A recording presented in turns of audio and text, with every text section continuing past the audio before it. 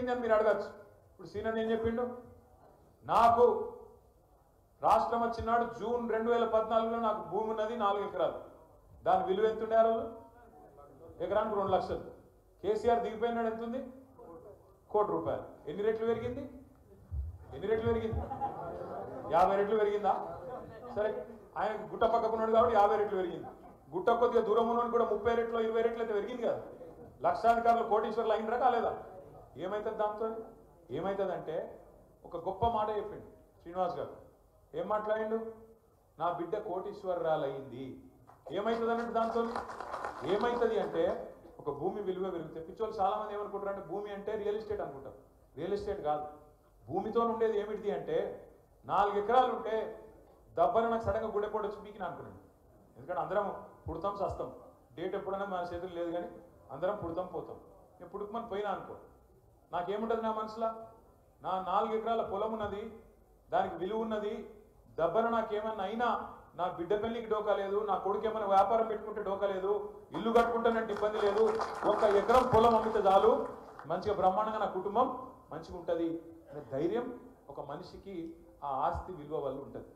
2 లక్షలు ఉన్నది 1 కోటి రూపాయలు అయితే ఎన్ని రెట్లు పెరుగుతుంది దాని కాన్ఫిడెన్స్, ఎంత విశ్వాసం పెరుగుతుంది మనిషికి, పెరగదా? ఒక గది కేసీఆర్ ఏం చేసిండు అంటే ఒక గా పని చేసిండు.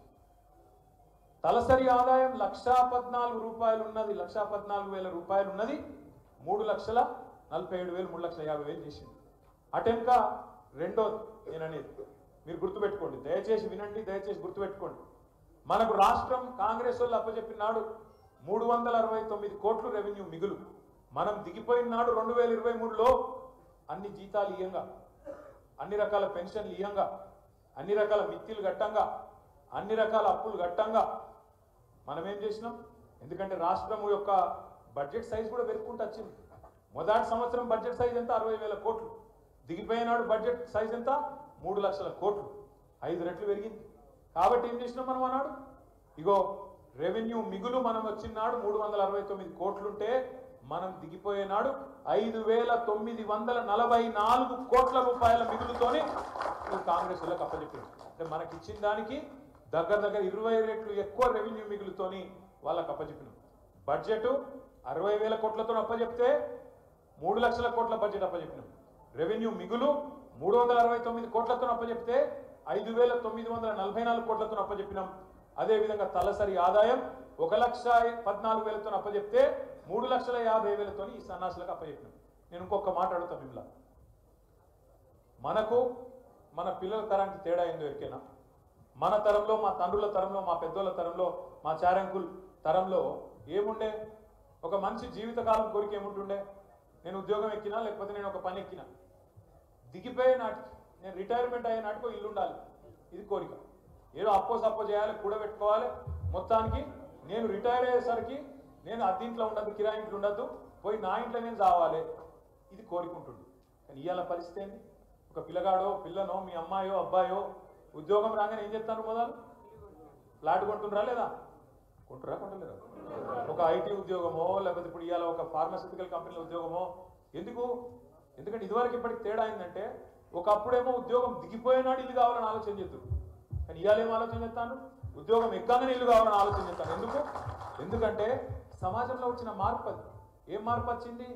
ఇవాళ నువ్వు కేవలం ఉద్యోగం ఎక్కగానే ఇంకా 30 ఏళ్ళు ఈ పిల్లగాడో పిల్లనో పనిచేస్తారు, వీళ్ళు సంపాదించుకునే తెలివి ఉంది, చదువు ఉంది, అవకాశాలు ఉన్నాయి అని బ్యాంకులు కూడా గుర్తించినాయి. కాబట్టి అప్పు ఇస్తానే, అప్పు ఎందుకు ఇస్తానే? అది అప్పు కింద చూస్తలేరు వాళ్ళు, పెట్టుబడి అనుకుంటాను.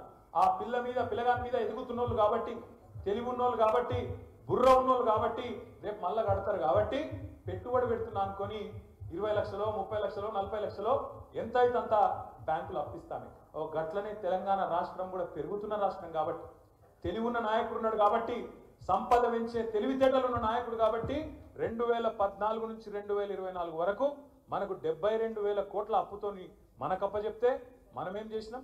దానికి ఒక దిక్కు పాత బాకీలు కట్టుకుంటా, ఇంటింటికి నీళ్ళు ఇచ్చుకుంటా, కరెంటు సమస్య పరిష్కారం చేసుకుంటా, 1,00,000 కోట్లు రైతుల ఖాతాల్లో రైతు బంధు రూపంలో, 1,00,000 కోట్లలో మళ్ళీ రుణమాఫీ రూపంలో రకరకాలుగా ఇంకోవైపు ఇరిగేషన్ ప్రాజెక్టులు కట్టుకుంటా, చెరువులను బాగు చేసుకుంటా, ఊర్లను బాగు చేసుకుంటా, జీతాలు పెంచుకుంటా, ఇంతమందిని కడుపులో పెట్టుకొని చూసుకుంటా చేసిన అప్పు మొత్తం ఎంతనే 10 ఏళ్ళల్లో అంటే 4,17,000 కోట్లు.